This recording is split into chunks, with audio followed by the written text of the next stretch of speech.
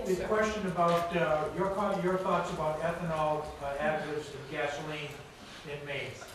Well, I have to sort of echo what Peter said about you better drain your engine over the winter, your motor out of your motorboat and your ATV, and because ethanol is going to eat into it and it's going to cost you a lot of money. I have to be honest, it's not anything I've researched, but my impression would be that if something is damaging the very equipment that you're using it in, it can't be a very positive thing to be utilizing.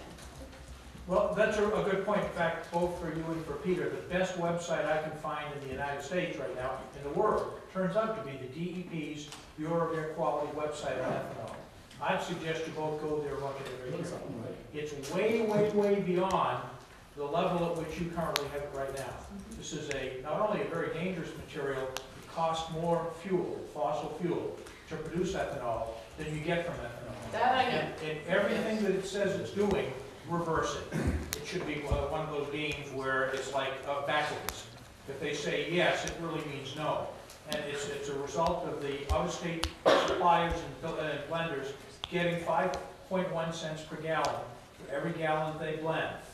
And arguments have been made, for instance, that ethanol fuel has to come because we don't have any regular fuel. All the fuel that comes into Canada, into Massachusetts, into Maine, comes in as regular fuel and is blended as the truck is leaving to come to the gas station. Why? Because the shelf life of that fuel coming to the gas station is reported to be 67 days, after which it will go sour. And this summer in Farmington, it was 30 days measured at Agway by the head of the shop at Agway. That fuel didn't last in a tank viable for more than 30 days. And the additives they added, there may be some others that work better, gave an additional 3 days of fuel. Now, you say, drain your tank. All my talking, I haven't drained a single chainsaw, ATV, or lawnmower, or bushwhacker in my farm. I have a lot of them. I'm going to have to drain them in the spring. To where and how? Will I walk up behind the barn with my chainsaw, open it up, tip it upside down, and empty that sludge onto the ground? No, I won't. But will others in the state? I bet. And last and most important, I think, of this whole thing is Homeland Defense and, if you will, security. And the Department of Transportation should have been interested in that, but is not. And all of a sudden, when we need petroleum to fire up our gas-operated equipment, vehicles and otherwise, we need to know that they're going to work, and that's not the case with ethanol. So anyway, I think we all should be concerned with that, because it's going to come down to the next governor who's going to probably have to deal with this.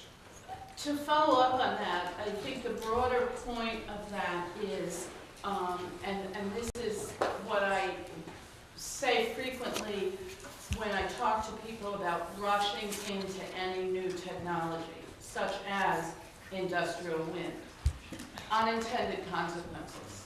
You know, in the name of green, and sometimes I feel like not even, I feel that the name green or the concept of green doesn't mean what it used to mean. But now, these days, in the interest of rushing into new green technology, we are seeing very serious unintended consequences. And just the one, I was at the Supreme Court yesterday in Portland, and the argument was over noise and health impacts of 400-foot tall turbines, and of people abandoning their homes because they can't live with the sound, and of children with autism acting out.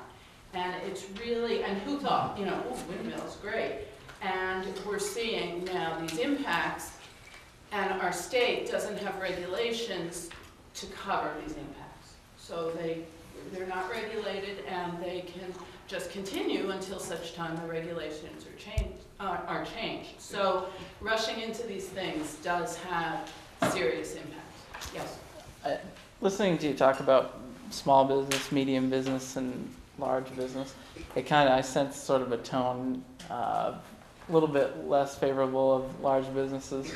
I'm an accountant for Walmart, and one thing that we pride ourselves in our community, we pay higher than the town minimum. All of our employees, after a year, even part-time employees are offered health insurance. Something that I think you kind of overlook, I'm running for legislature, and Moo Milk, one of the farmers, is in my district, a really big supporter. And we were able to, and all Walmarts are like this, we were able to get Moo Milk into our Walmart, and not on top of that, they threw a big, celebration party. Big business aren't necessarily bad. We employ over 350 people at our supercenter, all making more than the local average of pay.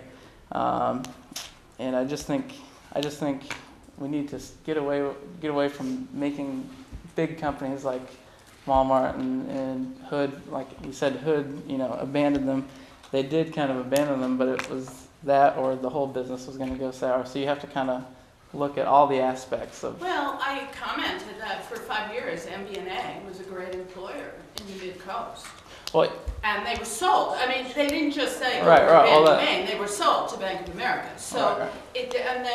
I had friends who worked there. They paid good. They had good jobs, good benefits, clean, wonderful, attractive working environment. And so I, don't condemn MBNA, but they were sold to Bank of America, and that happens. But I think, it just so happens another one of my friends worked for MBNA, and he luckily made it to Bank of America.